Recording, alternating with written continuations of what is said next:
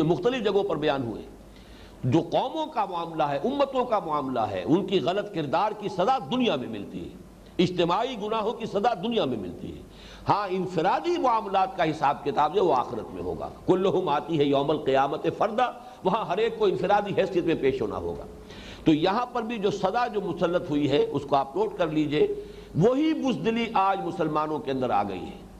وہی حال ہمارا جو ہے، میں ابھی ایک حدیث کی روح سے بھی آپ کو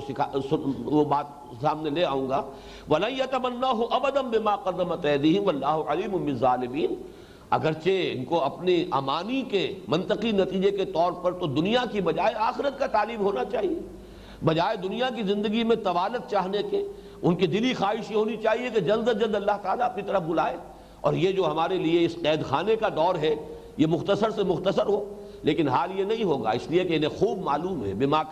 بما قدمت ایدیہم، ان کے ہاتھوں نے جو کچھ آگے بھیجا ہے اس کی وجہ سے یہ موت کی تمنا نہیں کر سکتے. وَلَتَجِدَنَّهُمْ أَحْرَصَ النَّاسِ عَلَىٰ حَيَاةٍ، تم پاؤ گے ان کو سب سے بڑھ کر حریص دنیا کی زندگی کا. وَمِنَ الَّذِينَ أَشْرَكُوا، یہ ہے گویا کہ یہاں تک کہ مشرکوں کے مقابلے میں بھی زیادہ حریص. جو مشرکین مکہ تھے، جیسا کہ میں نے عرض کیا، انہوں نے جب بھی مقابلہ کیا کھل کر کیا، میدان میں آ کر کیا. لیکن یہ کہ ان کا معاملہ یہ تھا کہ جان اتنی عزیز تھی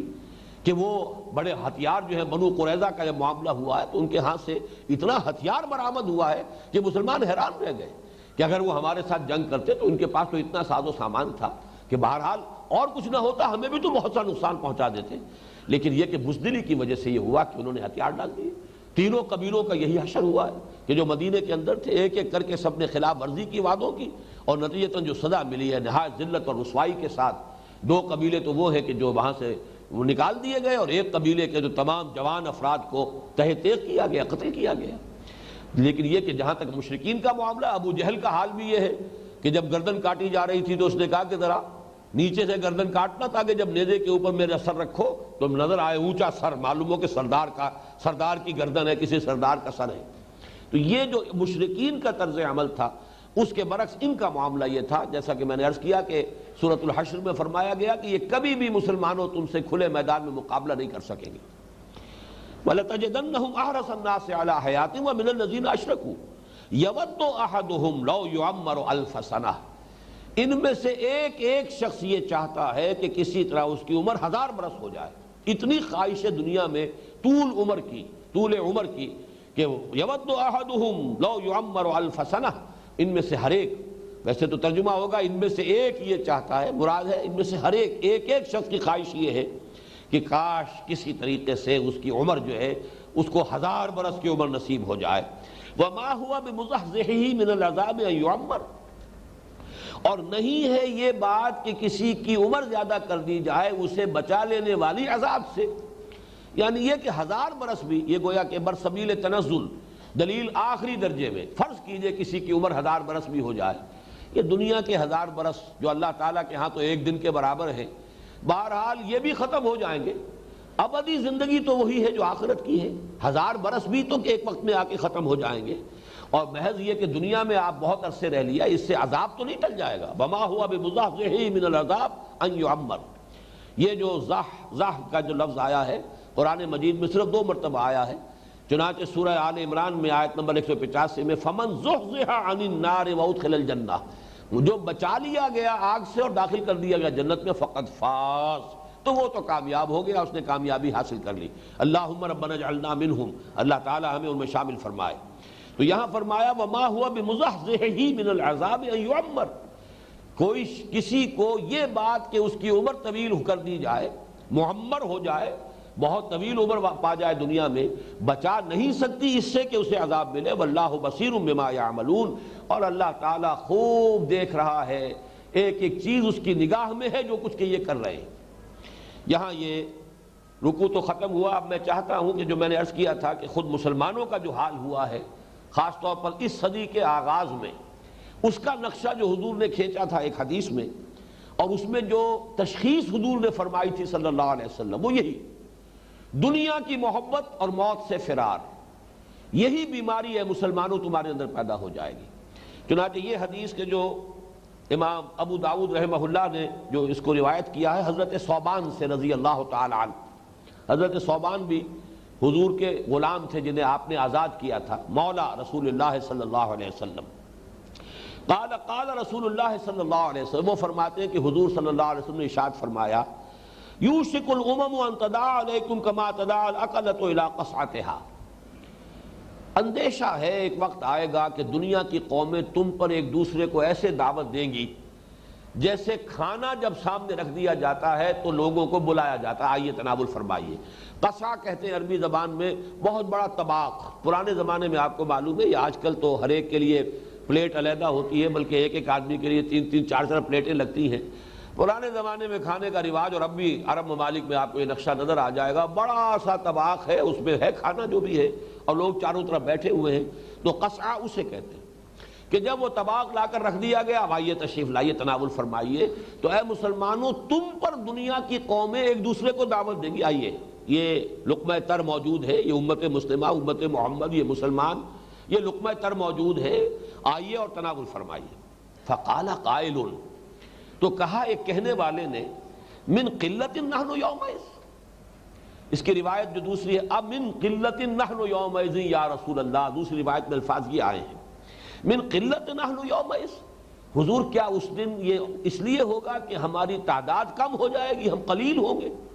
تعداد جو ہے ہماری بہت کم رہ جائے گی؟ قال بل انتم یومئذ کثیر، حضور نے فرمایا نہیں، بلکہ اس زمانے میں تم بہت کثیر ہوگے، تعداد بہت ہوگی، وہی جو میں نے عرض کیا 120 کروڑ اور 1.25 بلین جو ہے وہ آپ دنیا کے اندر ہے، بہت کثیر ہو، ولکنکم غثاء کغثاء السیل، لیکن تمہاری حالت ایسی ہوگی کہ جیسے جھاگ ہوتا ہے یا جھاڑ جھکاڑ سیلاب کے اوپر، یہ آپ کو معلوم ہے جیسے ہمارے ہاں آج کل لفظ میں نے پڑھا اخبارات میں، رود کوہی، پہاڑی علاقے جو ہوتے ہیں، یہ بلوچستان کا جیسا سوائل ہے ایسا ہی در حقیقت عرب کا زیادہ تر سائل ایسا ہی ہے۔ اب وہ پہاڑیوں کے مابین جو وادیاں ہیں، بارش اگر زوردار ہو جائے گی تو وادیاں جو ہیں وہی در حقیقت ندیوں اور نالوں کی شکل اختیار کر لیتی ہیں، اور پانی آتا ہے بڑے جوش کے ساتھ،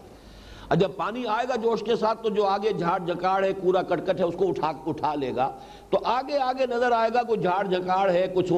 وہ پانی نظر نہیں آتا، بلکہ وہ پانی کے اوپر کا جھاگ یا اسی طرح کا جو بھی کوئی گھاس پھوس ہے وہ نظر آتا ہے، کہ تمہاری حالت وہ ہو جائے گی جیسے کہ کسی سیلاب کے اوپر کا جھاڑ جھکاڑ ہو یا اس کا جھاگ ہو یا اس کے اوپر گھاس وغیرہ ہو۔ وَلَيَنزِعَنَّ اللَّهُ مِن صُدُورِ عُدُوِّكُمُ الْمَحَابَةَ مِنكُم، بڑے اہم الفاظ ہیں، اور اللہ تعالیٰ تمہارے دشمنوں کے دلوں سے تمہاری ہیبت نکال دے گا۔ ہیبت، محابتن، یہ جو تمہاری ہیبت ہے، اس زمانے میں چاہے تم ہوگے بہت تعداد کے اندر بڑی کثیر ہوگے، لیکن یہ کہ تمہاری حیثیت بھی ہوگی سیلاب کے اوپر کے جھاڑ جھنکاڑ کی یا کوڑے کرکٹ کی، غثاء کا غثائی سیل، اور یہ کہ تمہارا روب نہیں رہے گا، تمہاری ہیبت نہیں رہے گی، اللہ تعالیٰ تمہارے دشمنوں کے دلوں سے، ان کے سینوں سے تمہارا روب اور تمہاری ہیبت ختم کر دے گا۔ وَلَيَغْزِفَنَّ فِي قُلُوبِكُمُ الْوَهْنَ، اور تمہارے دلوں کے اندر وہن پیدا کر دے گا۔ یہ پہلے بھی حدیث بہت مرتبہ آئی ہے، صرف نوٹ کر لیجئے، وہن، ویسے یہ کہ تلفظ میں وہم جو ہے میم کے ساتھ، یہ چونکہ ہمارے ہاں عام طور پر لفظ استعمال ہوتا ہے، آپ کو مغالطہ نہ ہو، یہ نون کے ساتھ ہے وہن، اور وہن ہی سے توہین بنا ہے، باب تفعیل، کسی کی اہانت کرنا، توہین وہن سے ہے،